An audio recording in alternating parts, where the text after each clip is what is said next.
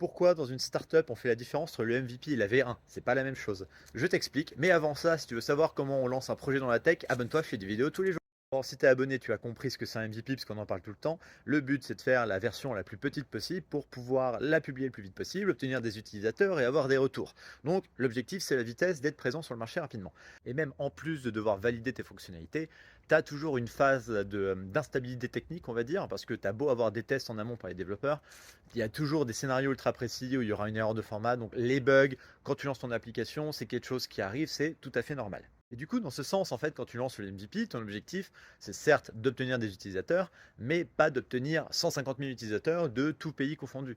Ton but, c'est d'en obtenir quelques dizaines qualifiés, quelques centaines, ça dépend aussi de la nature de ton application et de ce qu'elle fait, hein. Et pourquoi on ne considère pas que c'est la V1?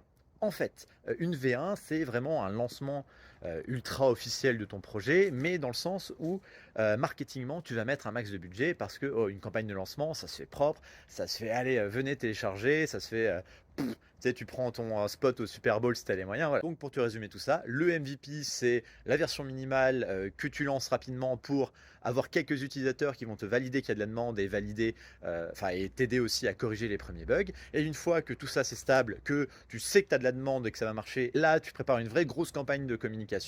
Tu peut-être t'améliores le design ou des fonctionnalités, j'en sais rien, c'est même pas obligatoire.